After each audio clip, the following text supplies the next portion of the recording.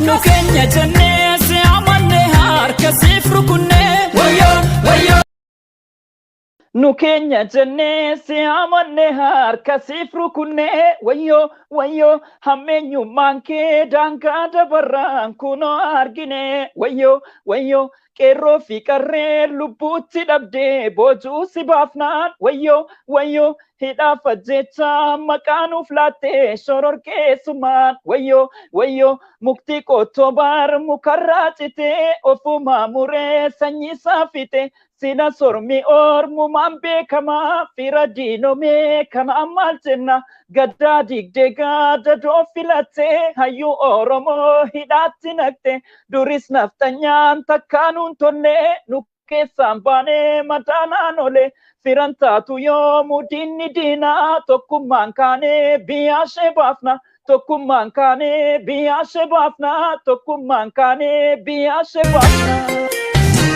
Nukenya jenne se amanne harka sifru kunne wayo wayo hamenyu manke danka dabarran kuno argine wayo wayo kero fi karre luputi dabde boju si bafnan wayo wayo hida fajecha makanu flate shoror kesuman wayo wayo Ashama harka fuune dhaggeeffattoota fi jaalatamtoota Shabboo Miidiyaa. Marre har'a guyyaan har'aa kun weellisaa Oromoo tokko waliin sirba amma dhagaa turtan kan weellisaa kana akka jaalattan abdiin qaba. Maaliif uummata Oromooti keessatti yeroo ammaa kana sirna nafxanyaa Oromoo irratti asiifachi gugufatee of deebisee ijaaraa jiru kana fundura dhaabatee nama sirba warraaqsatiif uummata Oromooti arjoome keessaa tokkodha. Yeroo ammaa kana jireenya biyya namaa kan dhandhameedha weellisaa kana. Marre Isaaq baga nagaan dhufte gara Shabboo Miidiyaa. Hayye isinis na kabajanii miidiyaa keessan irratti naaf feeruu keessaniif guddaa galatoomaa baga nagaan eegdan isiniin jedha. Isaaq jechuun akkamiin of ibsame? Egaa Isaaq jechuun dhalataa Oromooti. Oromiyaa keessatti nama dhalatee guddate. Oromiyaa keessaa godina Jimmaa aanaa Gommaa ganda balfoo Koncee baadiyyaa bareedduu tokko keessatti dhalatee guddate. Egaa akkuma nama tokkootti sadarkaan barnoota isaa geenyaan sadarkaa tokkoffaa lammaffaa sadarkaa yuunivarsiitii galuutti seennee yuunivarsiitii waggaa lammaffaa osoo baradhuuti kan adda kutee baqattummaadhaaf dirqame. Mee siifi muuziqaan maali? Anaaf muuziqaan jireenya jechuun an danda'a. Daawwitiidha. Keessattiin of ilaalladha. Keessattiin of madaala. Quuqqaa garaa kooti keessattan isattan ba'adha. Waan na rakkise, waan na gammachiise gammachuu kiyyallee muuziqaattan ba'adha. Gadda kiyyallee muuziqaattan ba'adha. Keessa kiyyallee namaaf ibsuudhaaf muuziqaattan ba'adha. Anaaf muuziqaan jireenya. Cinaa kiyya qaama kiyya tokkoon jedha akka kiyyatti anaaf muuziqaan yookaan aartiin. Namoonni baay'een yeroo baay'ee muuziqaa fi weellisaan karaa adda addaatiin walitti dhufuu jedha. Isaaq muuziqaatu gara kee dhufe moo situ gara muuziqaa dhufe? Ani laali muuziqaa gara koo dhufe jechuu nan danda'a. Sababni isaas akkuma dhalataa baadiyyaa tokkootti baadiyyaatti hogguu dhalattee guddattu hundi keenya Oromoo warri baadiyyaatti dhalanne hundi keenya ni beekna. Akka naannoo keenyaatti loon eeguutu jira. Yeroo loon eegnu kana sirba reediyoorraa dhageenya yeroo sanatti. Reediyoorraa gaafa dhufee jedhu duukaa jechuu sirba sana dhaggeeffannee ammoo sagaleedhaan jechuu sirboottan aadaa garaagaraa jira. Yeroo cidhaa irrattis jira. Kana gaafa yaalaa dhaqxeettu dandeettii of keessatti qabdu yookaan dandeettii muuziqaadhaaf qabdu of keessatti argita. Akkasumas namoonni si dhaggeeffatan namoonni si waliin sirbanullee akka dandeettii muuziqaa qabdu yookaan aartii qabdu si keessatti gaafa arganu yaada siif kennu gara sanaani kanatti aartii keessatti seentuu jechuudha. Ani erguman aartii keessa seeneen of arge. An fakkeenya yeroo adda addaatitti ati mucaa baadiyyaatti dhaladheedha. Baadiyyaa bareedduu takka keessatti mi'eessitee dubbataa jirti. Baadiyyaa keessatti namni dhalate raadiyoo dhaggeeffachuuf ulfaatadha. Fakkeenya weellistoota eenyufaatu si fakkeenya si ta'a gara muuziqaatti dhiibbaa akkasitti fiduu godha. Ilaa ani weellistoota kaanirraa adda amma fakkeenyaa naannoo keenya bakka itti dhaladhee guddadheetti weellisaan tokko hin jiru. Kanan gaafa gara waan tokkootti seentu nama fuuldura kee jiru laaltee inaaftee yookaan akka abbaa sanaan ta'a jetteeti kanatti faana isaa deemtu. Naannoon itti dhaladhe sirbaan yookaan weellisaan hin jiru. Ani bakkuma cidhaatti hogguun deemuunan sirbaa akkasumas dandeettii kiyya waanan muuziqaa reediyoorraa yeroon dhaggeeffadhu kaasettiidhaan isaa ta'u yeroon dhaggeeffadhu sammuu kiyyattiin qabadha. Kanuma kanaan reediyoodhuma dhaggeeffataan aartiin maal akka fakkaatu reediyoodhumarraa dhaggeeffachaa sirba Taaddalaa Gammachuun dhaggeeffadha bareechee sirba Taaddalaa Gammachuu kana kaasettiidhaan ture kaasettii kana tiraakii tokkoffaa isaarraa kaasee amma tiraakii dhumaatti hogguu amma buna funaannoo akka naannoo keenyaatti bunaan beekama. Bunni gaafa dhumee ka'ee hummanni hundinuutu jechuudha. Qeerroonis qarreenis wal geessee kan waannaan isaa dhumee jennaan haadhaa jennaan jira. Haadhaa kana bakka tokkotti hiriyoottan wal geenyee deemnee funaannanna kan namaa kana jechuudha. Yeroo kana ni sirbina. Kanuma kana keessattan akkaataan weelluunis sirbis akkamitti akka hojjetamu reediyoodhumarraa dhaggeeffadhe malee namni fakkeenya naa ta'e jennaan gara aartii kanatti dhufee hin jiru jechuudha. Ofumaa kiyya reediyoorraa dhagayetan. Jiruu fi jireenyi kee maal fakkaatame yeroo ammaa kana? Jiruu fi jireenyi kiyya akkuma hawaasni beeku jireenya baqattummaa keessan jira. Biyyatti haala uummata Oromoo irra ga'aa jiru dandeettiin qabuun yookaan immoo erga aartistii ta'ee anis gama kiyyaan dandeettiin qabuun uummata Oromoo biraan dhaabbadha jedheetan yuunivarsiitii Jimmaa waggaa lammaffaa tiyaatirikaal aartii barachaan achumattiyyuu dura bu'aa aartiin ture. Achuma keessatti gaafan aartii hojjedhu tiyaatira gaafa hojjennu afaan Amaaraa qofittiidhaan tiyaatirri hojjetama ture. Ani akkuma waggaa tokkoffaatti dhaqeen maaliif afaan Amaaraatiin hojjetamaa Jimmaa jirraa yookaan Oromiyaa keessa jirraa dirqamni afaan Amaaraatiin hojjedhaa jedhu hin jiru. Erga afaan danda'aniin hojjetamuu ta'e jedhe maaliif afaan Oromootiin tiyaatirri hin hojjetamne kan jedhuun tiyaatira afaan Oromoo waggaa tokkoffaa kiyyatti hojjedhe sanuma sanaan tattaaffiin aartii irratti godhaa jijjiiruun dura bu'aa aartiin ta'ee. Akkuma beekamu barreen gaddaa wanni adda addaas jira jeequmsi adda addaas jira seeraan barnoota keenya illee hordofuuf hin dandeenye. Sana booda koronaan erga dhufee barnoonni illee adda citee haala Oromiyaa keessa jiru wal qabatee ajjeechaa Hacaaluutiin wal qabatee haala uummanni Oromoo ajjeefamaa jiru gidirfamaa jiru wal qabatee anis weelluu armaan dura siin jedhe sana sirba Hacaaluudhaan booda Hacaaluu Hundeessaatiif ergan baaseen booda sana booda dararaan baay'ee nutti hammaattee hiriyoottan kiyya qabamanii hidhamanii namoonni hedduun kan ajjeefaman jiru. Namoonni hedduun hiriyoottan illee waliin mari'annu jaalli qabsoo kiyyaa hundi jira akka Jimmaatti hundi jiraatu qaqqabamanii jiru kan bakkeetti hafee yeroo sanatti anaaf nama muraasa qofa. Anis sammuu kiyya dabsachuudhaaf asiif achi deddeemaan ture Finfinnee keessa jiraachaan ture achi keessas na hordofaniiti na duukaa bu'uudhaaf gaafa jarri jedhanu gara baqattummaa kanaatti Suudaan deeme. Suudaan keessa guyyaa muraasaaf yeroon itti baqadhe yeroo hamaa ture. Sana booda achirraa Suudaan irraa gara Ijipti dhufe Kaayiroon dhufe amma jireenya baqattummaa keessan jira.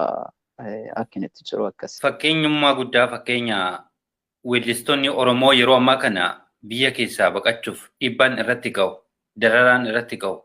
Maali wanni xiyyeeffatan weellistoota Oromoo akka biyyaa baqatu taasise?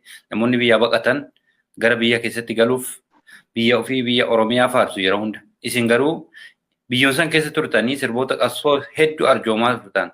Isaaq sirboota meeqa baaftee jirta uummata Oromoo? An sirbootan singilii ja'an baasee singilii ja'an baasee gara Caaruuriitti Miijimaatiin an baasee singilii ja'an kana keessaa sirbii gara Caaluu gara aadaattan xiyyeeffadha yeroo hedduu ajjeecha Hacaaluu Hundeessaatiin wal qabatee sirbaa Hacaaluu Hundeessaadhaaf baasee sana booda ammas sirbaa harka nyaatitti kan jedhu baasee. Egaa gaafinatti na gaafattee weellisaa Oromoo irratti maaliif xiyyeeffatama yeroo hedduu biyya keessa teessanii sagalee uummata Oromootiif yeroo taatanutti biyya keessa jiraachuu akkamitti dadhabdani kan jedhuufi weellisaan Oromoo akkuma dhalataa Oromoo tokkootti artistiin Oromoo meeshaa qabsoodha, rasaasa qabsoo Oromooti. Sagalee isaatiin yeedaloo folaloo isaa inni baaseen quuqama hacuuccaa uummata Oromoo irra ga'aa jiru. Mootummaa kanaan irra ga'aa jiru hacuuccaan Oromoo irratti akkasi ga'aa jira kun haa dhaabbatu jedhee sagalee uummata Oromootiif yeroo ta'utti weellisaan tokko hordoftoota hedduu qabaa namoonni dhaga'uu danda'u. Yeroo maaster pilaaniitii kaasee mormiiwwan adda addaa wayyaaneen yeroo biyya bulchitu kaastee uummata Oromoo irratti dararaa godhaa jirtu kaastee matoorri qabsoodhaaf adda durummaadhaan kan godhe weellistoota Oromootii fi aartii Oromoo keessaati. Kanaaf mootummaan kunis xiyyeeffatee amma yoo fakkeenya fudhannee jenne jechuudha erga mootummaan kun seenee as erga jeequmsi Oromiyaa keessatti ilmaan Oromoo ajjeefamaa jiran asitti ilmaan weellistootaa fi aartii Oromoo irratti xiyyeeffatameeti jira bareechamee. Sababni isaas aartistiin kan uummata Oromooti waan ta'eef uummata kana madaa uummata Oromoo kana baasuu danda'a waan mootummaa kanatti akka hiriirri itti ka'u gochuu danda'a waan ta'eef irratti xiyyeeffateeti jira mootummaan kun jechuudha. yuutuubiilee ilmaan Oromoo listoonni Oromootti fayyadaman torban kana keessa yuutuubii gara 3 guggubate. Kun maal agarsiisa? Aartii Oromootiif artistoota Oromoo ajjeesuu irratti xiyyeeffateeti jira. Hayyoota Oromoo erga mana hidhaatti guuree achi keessatti dararaa tureen booda amma immoo gara weellistootaa fi aartii Oromootti xiyyeeffateeti jira. Kanaaf kan xiyyeeffannaan aartistii Oromoof fi aartii Oromoo irratti godhamaa jiru jechuudha. Amma fakkeenya gama sirboota keetitti yoon dhufe sirboota kee keessa yeroo muummichi ministeeraa amma biyya bulchaa jiru aangootti dhufu akkasumas Lammaa Magarsaa fa'aa gaafa aangoo qaban ilmaan abbaa gadaatu qabate jechuudhaan weelluu tokko gadhiiftee turte. As deebitee immoo harka nyaate jettee weelluu wayii jidduu Oromoon sirna amma Oromoo irratti daraaruuf deemu kana fuuldura dhaabachuun jijjiirtee gara biraatiin harka nyaate jettee moggaaftee deebitee baafte. Maaltu akka waan kana fuuldura dhaabattu si godhe maali? Kaka'umsi gaaf durre ijoollee abbaa gadaatii jettee harka dhooftee fi sirbitee namoonni hedduus laalee gammachuu hedduus fudhatanii yeroo sanatti sun yeroo gammachuu ture.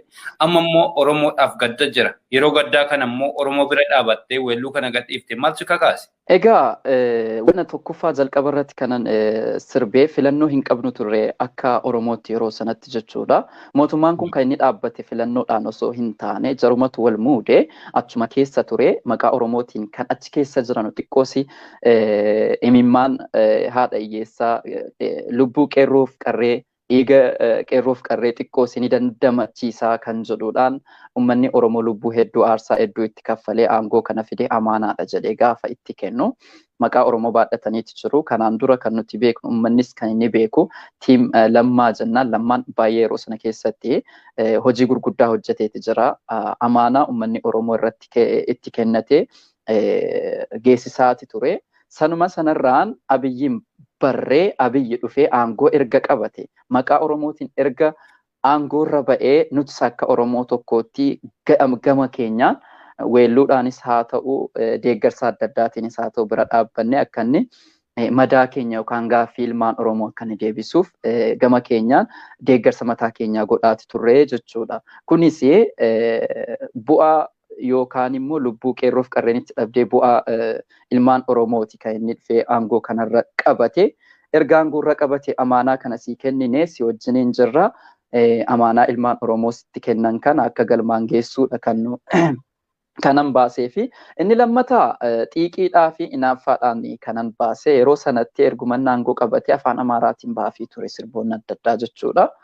Gara ofiitti harkifataati turan yeroo sanatti jarri alaabaa lumuutti waan adda addaa ofitti qaqqabatanii maaliif weellistoonni afaan Oromoo keessaa sirbanii biran dhaabbanne kan jedhuudhaan yeroo sana nan baradhan ture humna sirbuullee hin qabun ture yeroo sanatti jechuudha. Fandishee qofatu sirbee sana booda xiiqii kanaan anis sirbuuf hin qaba kan jedhuudhaan qabsoo bu'aa qeerroof qarreen itti wareegamteen as keessee si wajjin injirra kan jedhuudhaan sirbe tokkoffaa xiiqiidha. Lammaffaa immoo akka Oromoo tokkotti amaanaa itti kennanne kana akka galmaan ga'uuf cinaa dhaabbachaa turre jechuudha. Ergan tanaa ergan tanaa wanni Oromoo irratti godhamaa ture. Oromoon waggaa tokko obsaati ture. Hayyoonni Oromoollee yeroo sanatti mootummaan biyya Oromoon barbaadu tokko alaabaa Oromoon barbaadu bilisoomsee waboo baddaa jiru akka inni biyyatti galanu godhee sochiiwwan adda addaa uummanni Oromoo barbaadu godhaa ture. Yeroo kana keessatti uummata Oromoo keessa akka galu godheera mootummaan kun jechuudha. Hamma ta'ee abdii wayii irra kaatee ture uummanni Oromoo callisaati ture. Gam tokko waan tokko hojjetaa gam tokkoon lubbuu meeqa galaafachaa ture. Kanaaf siyaasa jennee xiqqoosi obsaatuma dhufne gaafa daangaa darbuu nutis gama keenyaan erga kanaan dura si wajjin hin jirre jennee waan siyaasni ni gaggeessaa jiru uummata Oromoo fixuu uummata Oromoo hidhu erga ta'ee nutis mormuu qabna kan jedhuudhaan gama mormiitti kanaan dhufe. Gama sanarraan nam tokko amaanaa gaafatti kennattu amaanaa kana naaf eegatteetitti kennatta. Kan kooti gaafa jettu kootiin jettee amanteetitti kan kennitu jechuudha. Nutis keenya jenneeti kan nu amannee aangoo kana finnee harkaan gahe. Erga amaanaa kana akka hin eegnetti akka amaanaa itti kennanne kanatti gaafa dhabnu nutis mormii dhageessifannaa jechuudha. Amaanaan keenya kana miti nuti keenya jennee si abdannee harkasiif rukuttaa turre. Hammeenyummaan kee daangaa darbinaan kunoo argine. Hammeenyummaan mootummaan wayyaanee seenaa dhageenya malee kan nuti keessatti dhalannee guddanne mootummaa wayyaaneeti. Amma ta'e wayyaanee waan isin goggodhaa turte ni argina ni dhageenya. Jara kaan immoo seenaa dhageenya. Seenaan kanaan dura mootummaan Itoophiyaa uummata Oromoo irratti ga'aa jiru geessisaa jiru istirii irrattis haa ta'u seenaa namoonni kan keenya Oromoo nutti himaa jiru irraanis haa ta'u mootummaan kun kan inni waggaa 2 keessatti hojjete seenaa sanaan wal fakkaata. Amma wayyaanee waggaa 27 uummata Oromoo akkas goote waggaa 2 keessatti caalmaadhaan uummata Oromoo hacuuce uummata Oromoo ajjeese jilmaadhaan ajjeefamaa ture jilmaadhaan uummanni Oromoo hidhamaa turte. Kanaaf jenneeti siyaasa isaatiif jedheeti jennee xiqqoo si harkarra qaqqabaa turre garuu wanni nu argaa jirru akka nu amaanaa sanatti kennanne ta'uu gaafa baatu nutis gara mormiitti fuuldura isaa dhaabbachuutti dhufnee jechuudha. Nu keenya jennee si amanne harkasiif rukunnee wayyoo hammeenyummaan kee daangaa dabarraan kunoo argine wayyoo qeerroo fi qarree lubbuutti dhabdee boojuu si baafnaan wayyoo hidhaaf ajjechaa maqaa nuuf laattee shororkeessumaan wayyoo.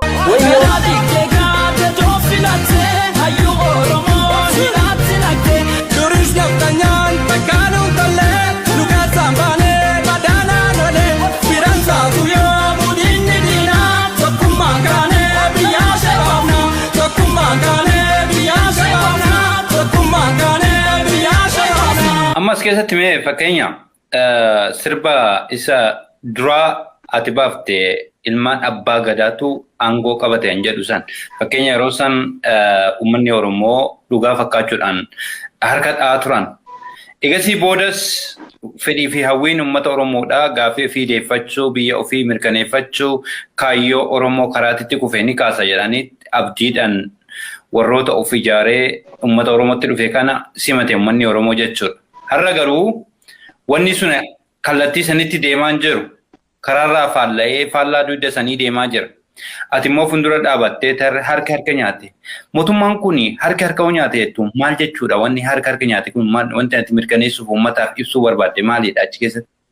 Laal akkuma Oromoon jedhutti garaan otoo kooti jettu ciniinteessii ajjeefti akkuma jedhamu. Harka nyaatu jechuun immoo amma fakkeenyaa obboleessi kan kee toltuu yoo siif hojjete si amanee bakka ofiif taa'uudhaan malu gaafa si kaa'ee bakka sana gaafa dhabdee jedhu abbicha kana abbaaf si utubee bakka jirtu sana bakka hin taane keessaa si kaasee bakka gaariitti si geessee jedhu achimmoo taa'iitii amaanaa kana naa eegi gaafa jettu gaafa ati obboleessa kiyya jettee amanteeni ati qomoo kiyya nammiitu nan darartu jettee amanteeni amaanaa gurguddaasaa kan ummanni Oromoo hayyoonni Oromoo itti wareegaman baachistu sana dagatee gaafa sitti deebi'ee si diinoonfatu harka nyaatee jedhama. Harka nyaatu diina ofii malee kan jedhu Aliin Birraan illee sirbee ture. Yeroo kanatti kan inni itti deebi'ee maal ibsuu barbaadeetanii kan si utubee asiin si geessu uummata Oromooti numa. Kanattis immoo ajjeesaa jirtu, kanattis immoo hidhaa jirtu numa. Ati harka nyaatettiidha, harka nyaattee kan jedhudha achi keessatti kanan ibsuu barbaade akkasitti. Amma fakkeenyaa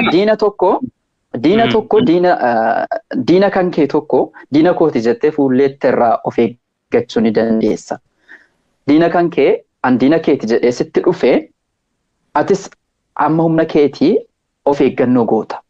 Inni kun fira keetii qaama keetii nammiidhu jettee waan amantuuf keessa kan keessa iccitii kan keessa waan sirraa maluu qabu ati naa baadhume mee jettee amaanaatti kennattu sanaa waan fira kan kee ta'eef fira kan kee fira sitti diinume kana cinaa kan kee jiru kana ofirraa ittisuun baay'ee ni ulfaata. Erga dhaqee keessa kan kee seenee waan barbaade san waan madaa gurguddaa erga sitti hojjetee reeffa kanaaf nyaatu baay'ee madaansaa tureeti kan inni mul'atu jechuudha. Muuziqaa hojjechuun ulfaataadha. Bu'aa baay'ee hedduu qaba. Muuziqaan yoo bareedee gurra uummataa ga'u karaa salphaadhaan waan hojjetamee uummata arjoomuu fakkaata. Garuu namichi muuziqaa hojjetuu fi bu'aa baay'een inni ba'u isaaf fi rabbitu beeka. Muuziqaawwan ammaatti hojjete keessatti kilippiiwwan hedduu hojjetteerta. Fakkeenya sirba Jimmaa kaati hojjette kan jalqabaa taate hojjete fa'aa sirba kilippii bareedaa ture. Ta'ammas deebistee Haacaaluu Hundeessatiif hojjette kan akka ajaa'ibatti dizaan ta'ee hojjetameera. Walaloo fi yeedaloo si barreessa moo nama biraatti si barreessa? Sirboottan ja'an siin jedhee sirboottan ja'an hojjedhe keessaa sirboottan shan ofumaa kiyyaafin sirboottan afur ofumaa kiyyaafin hojjedhe kan aadaadha. Ammaanattiin kan kee aadaadhuma Jimmaa keessaati walitti qaqqabee ofii kootis walaloo xiqqoosi kan waliin madaalu sana hojjedhe. Warreen kaan ofumaafin hojjedhe sirba Irreechaa bara 2007 akka lakkoofsa Itoophiyaatti kanan hojjedhe Abdii Galmeessaa jennaan gurbaan cimaan tokko jira Limmuu Gannati. Isa waliin hojjenne jechuudha walaloo fi yeedaloo waliin mari'anneeti hojjenne achirraa dhufee sirba Haacaaluudhaaf baafne sana Akmal Abdooyennaa walaleessaa kan gaddaa dhiyeenyuma kitaaba eebbisiisetu iyyuu jira. Suphee suphaa baddee kan jedhu kan dhiyeenya kitaaba eebbisiisee jira. Isa wajjiniin barreessinee sirbi suni sirba hatattamaati. Haacaaluun har'a wareegame sana booda boromtamaasaa hiriira baane akka itti yaadame akka addaati hiriyoottan kan keenya hedduu nu jalaa qabamanii kaanis namoota hedduutu iyyuu ajjeefame akka Jimmaatti baay'ee namoonni ajjeefaman illee qoqqorachaati turre akka itti qorannu illee dhabne namoonni ajjeefaman baay'eedha akka baay'eeti hanquban qaba. Garuu namoonni ajjeefaman kun baay'ee addan baafamne miidiyaadhaaf kan kennamte namoota muraasa jechuudha. Egaa sana booda walitti dhufneetti dhokannee mana tokko mana xiqqoo keessa teenyeeti mana kireeffadhee jiru jira turte yuunivarsiitii yeroon baradhu keessatti achi keessa teenyee Akmal waliin barreessine hamma inni hamma hojjenne kaan amma harka nyaatetti ofumaafin hojjedhe jechuudha. Gara caalu ofumaafin hojjedha. Maqaan sirboota keetii kun maqaa ajaa'ibaati. Gaati baaftee fakkeenya hiika guddaa qaba. Ulaagaalee achi keessatti guutamee jira. Fakkeenya ilmaan abbaa gadaa hojjetu. Mootummaa nama sirna mootummaa jedhee mudee jiru kuni dhugaadhaan sirna abbaa gadaa ati beektu san guutee jira. Ulaagaaleen fedhiin hawwiin uummanni Oromoo keessatti of arguu danda'a. Fakkeenya sirna gadaa jalatti Oromoon rakkinaa fi hammeenya tokko malee jaalalaa fi tasgabbii damboominaan qe'een isaanii kan jiraataa turan jaarraa hedduudhaaf. As keessatti mootummaan Abiy Ahmed yeroo biyya bulchaa jiru kanatti yeroo ati weelluu wallifte san irraa waan si gaabbisiise, waan si gaddisiise jira maqaa kana moggaasurra. Ilaal yeroo sana keessatti dhugaadhuman ture waman gochuu qabuudha dirqama kootii ammas taanaan nan gaabbisiisu. Sababni isaas Abiyyi maqaa itti haa fudhatu maqaa itti haa ba'u yookaan itti haa badhaafamu malee achi keessatti Abiyyi akkamitti akka dhufe kaaseen jira. bu'aa qeerroon biyyasaaf wareegame hayyuu biyyaaf of wareegee dhaabbate waan akkasii of keessaa qaba. Diigiyoo leenci shiboo diigiyoo leenci shiboo diigiyoo cabsinaan cabsi malee sirboottan sana amma baay'ee yaadadhu. Gooticha koo yaa leenca Oromiyaa Jawaar Mahammad suma abbaan biyyaa. Qeerroo koo qeerrensa koo diigiyoo leenci shiboo diigiyoo yaaqa suma abbaan Oromiyaa diigiyoo leenci shiboo diigiyoo Jawaar koo tokkicha koo diigiyoo leenci shiboo diigiyoo yaaqaan qee bilisummaa diigiyoo leenci shiboo diigiyoo kan akkasii of keessatti qaba. Abiyyi akkamitti akka dhufes achi keessatti waan an kaasee jiruuf yeroo sana keessattis namoonni qubaan lakkaa'amu namni mootummaa kana Oromoos ta'ee akka Itoophiyaatti hin deeggarre namoota qubaan lakkaa'amuudhaan yaadadha. Hayyootuma keessaayyuu nama tokko qofa hayyootuma keessaayyuu kan bareechee gadi liqinfamaa fi hin turre yeroo sanatti jechuudha. Hayyoonni Oromoo hundi jiraatuyyuu abdii irratti godhaa turan uummanni Oromoo yeroo sana uummanni Itoophiyaa guutuun abdii irratti godhaa ture waan ta'eef ani sirba sana baasuu kootti hin gaabbu. Sababni isaas akka inni itti dhufe Abiyyi kun akka inni itti aangootti qabate kaaseetiin jira. Eenyutu gara aangoo kanatti fides kaaseetiin jira jechuudha. Dhugaa dubbachuuf taanaan Abiyyiin kan nuti barree dhiyeenya barree akka qeerroo keessaatti jechuudha. Anaaf biyya tokkotti dhalannee aanaa tokko keessatti dhalannee kanan beeku yeroo filannoon dhufu Abiyyi dura bu'aa yeroo sana paartiin bakki bu'aan jiraa kanniisa ture. Kan kanniisatti aanee itti dura bu'aan paartii sanaa akka uummanni filatu kan goode isa footoo isaa sanarratti beekna Abiyyiin jechuudha. Akka beeka yeroo filannoo qofa ittiin beeka Abiyyi maal akka ta'e jechuudha. Eenyuun namaatuyyuu kana quban qaba. Egaa Abiyyiin kana akka inni aangoo qabatu maqaa Oromootiinis kan godhe qeerroof qarreen bu'aan lubbuutti dhabdee waa meeqatti gootee Jawaar utubee asiin ga'ee amma kan harka nyaati jedhu hidhamee amma isa biratti shororkeessaa ta'ee jiru jechuudha. Sirba kee harki nyaate an jedhu kanarraa fakkeenya hayyoota Oromoo kumaatama mana hidhaa keessatti gidirsaa jira mootummaan Abiyyi Ahmad jechuudha. Yeroon ammaa kun yeroo hammeenya jabaa kaleessa caalaa ulfaataadha. Ilmaan Oromoo biyya ambaa keessaa beektota Oromoo hayyoota Oromoo kottaa galaa biyya keessatti biyya namaa keessa teessanii qabsaa'uun hin ga'a jechuudhaan biyya namaa keessa deemee funaanuudhaan bakka tokkotti erga galchee dararaa jalatti galche. Ati immoo achirra dhaabattee sirba kana harka nyaata jettee itti moggaafteerta. Dhugaadhaan waadaan kalee uummata Oromoo fuulduratti galeessuun Abiyyi Ahmad biratti hojjetaa jira. Kun ifaaf bilisa kan gurra hin qabne kan ija hin qabnedha malee kana haaluu danda'u. Waadaan inni ittiin dhufe akkuma beekamu akkamitti akka dhufes hin beekama. Biyya Ameerikaa dhaqee hayyootan ofii jireenya dhuunfaa isaanii akka barbaadanitti jiraachuu warra danda'anu damooza isaanii akka barbaadanitti nyaachuu warri danda'anu biyya kana qabsoo cimaadhaan dhuftee as geesse kana gallee utubanna jedhaniiti kan jarra akka Jawaar fa'aa biyyatti waamicha godhameefiif kabajanii jechuudha biyyatti galanii yeroo walitti bu'iinsi waboodhaaf PP gidduu jiru sanatti waan adda addaa godhee walitti araarsuudhaaf cinqamaa ture. Dimookiraasii dhugaa gadi buusuudhaaf baay'ee mootummaa kana cinaa dhaabbate. Baay'ee Baqqalaan Garbaa Hamzaan Booranaa Jawaar waan akka Jawaar mootummaa kanaaf akka inni sadarkaa kana ga'u akka inni aangoo kanatti ol ba'u godhe jira jedhee yaaduun Oromiyaadhuma keessatti hayyootuma keessatti Itoophiyaa keessatti jechuudha. Nan yaadadha Jimmaa Yuunivarsiitii Jimmaa gaafa dhufu Jawaar anatu waltajjii qabee ture yeroo sanatti walaloowwan adda addaa hojjechaa turre Yuunivarsiitii keessan ture yeroo sana. Gaaffiiwwan adda addaa gaafatamaa ture yeroo sanatti. Jawaar amma uummanni Oromoo bilisoomeera yookaan Itoophiyaan bilisoomteetti jennaan bilisoomteetti jedhee gaaffiin deebisetu jira ture yeroo sanatti jechuudha. Amaanaan inni yookaan gowwomsaa Abiyyi kun hayyoottan keenya gowwomsee taphni inni siyaasni itti fayyadame kan yoomuyyuu keessaan baanee fi kan yoomuyyuu seenaan isaallee dubbatamne hin dhumnedha. Jaallatanus jibbitanus uummanni Oromoo bilisummaa yookaan bilisummaa dachaa barbaada yoo ta'ee jedhe mootummaa kana cinaa dhaabbachuu qabdu kan nuun jedhaa ture Jawaarummaa yeroo sanatti jechuudha.